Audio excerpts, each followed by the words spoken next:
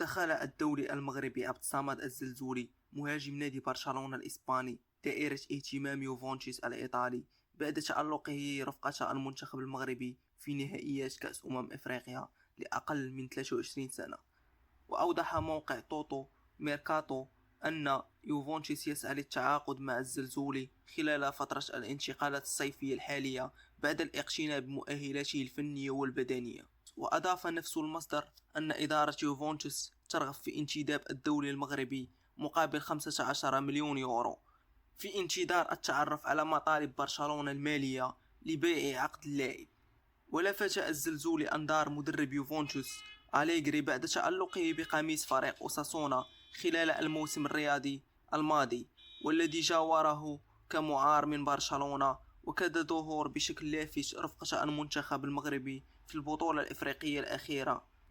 أما بخصوص اللاعب الدولي جواد اليميق لاعب بلد وليد، أكدت تقارير صحفية سعودية توصل إدارة نادي الوحدة المحلي إلى اتفاق مع الدولي المغربي جواد اليميق لاعب فريق بلد وليد الإسباني لضمه خلال الميركاتو الصيفي الجاري. وأوضحت صحيفة الرياضية السعودية أن اليميق سيكلف فريق الوحدة مبلغ 1.2 مليون يورو لشراء عقده، فيما سيحصل اللاعب على راتب 2.5 مليون يورو في الموسم الواحد. وشددت الصحيفة السعودية على أن إدارة الوحدة بدأت في تسريع خطواتها لانتداب اليميق لسد احتياجات الفريق قبل بداية الموسم المقبل.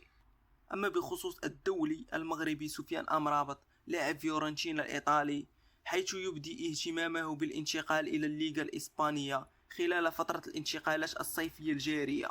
ونشر أمرابط مقطع فيديو له عبر حسابه الرسمي بموقع انستغرام وهو يقضي إجازته الصيفية في مدينة ماربيا الإسبانية.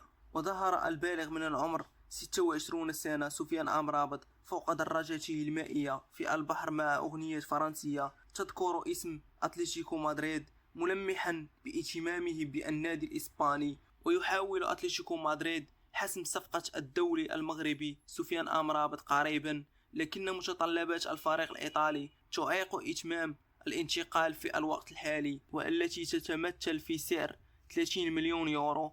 تجدر الإشارة إلى أن سفيان أمرابط تبقى له موسم واحد في عقده مع فيورنتينا، حيث ينتهي عقده في 30 يونيو 2024، مع وجود بند سيتم تفعيله لتمديد عقده لموسم إضافي حتى يونيو 2025.